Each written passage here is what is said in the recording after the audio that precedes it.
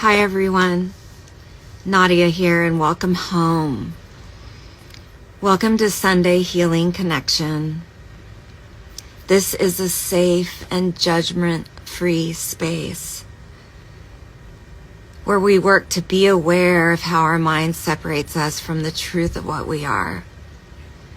We are infinite beings, whole, perfect, and complete in our truest form. And when we remember that, we can watch our minds better and how our minds are running on fears and judgment most of the time. And as we walk about our day unaware of it, it separates us from the truth of what we are and from each other. One of my twins, Harrison, is here today.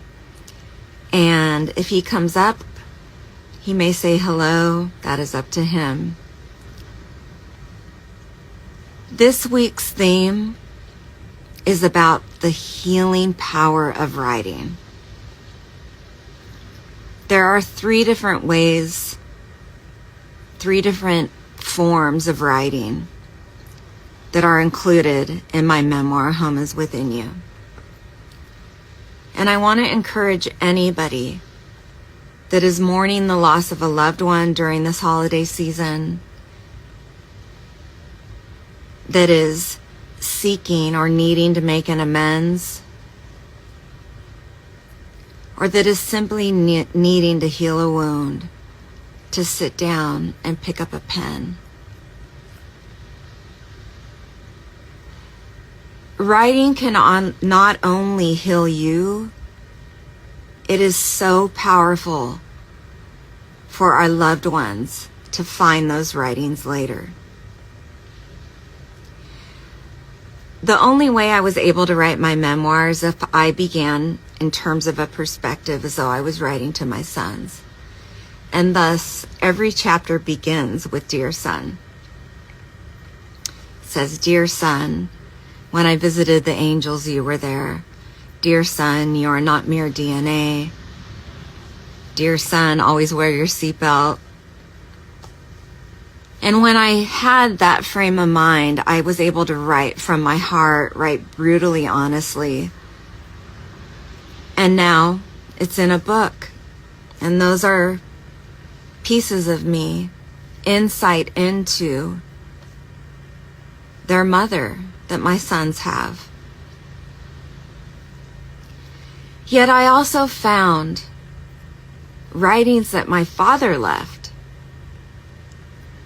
My father passed away in November of 1994. That was a very long time ago.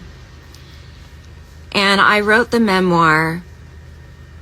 I began in late 2019 and wrote it in 2020 and was done within, 8-10 months with the first draft. And I was able to begin writing by beginning with my father's story. He did not know that the poems he wrote, that the letters that he wrote, that his youngest child would find it someday. When you do that today, it can be such a gift to your children, to your loved ones.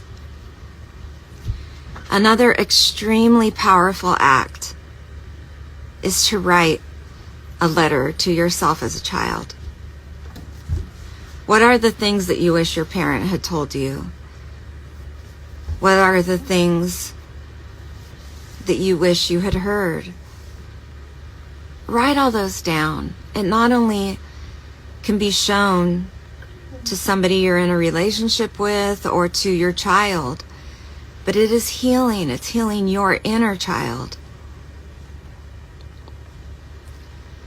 Another powerful, powerful thing that you can write is an amends, an apology. When we do that, the writing process itself can have such insight into how our ego mind works, where you can begin to be brutally honest. Maybe someday you'll have the courage to give it to the person who needs to receive it. So I encourage you this week, begin the healing of somebody that you are mourning by writing them a letter. It is the first step to connecting to their spirit. The second thing, write a letter to yourself as a child. Heal that inner child. Be your own parent. And the third, write an apology. When we write and document things, they are treasures of healing, both for ourselves and for other people. So please share with me here what you might write, short or long. This week I will be sharing more snippets of how writing was such a healing process for me and for those I love in my life. Join me on Thursday, Healing Kundalini Yoga, and on Friday at noon for Spiritual Advocacy. I'm sending warm hugs and love to everybody. Have a blessed Sunday evening, and know that you are whole, perfect, and complete in your truest form.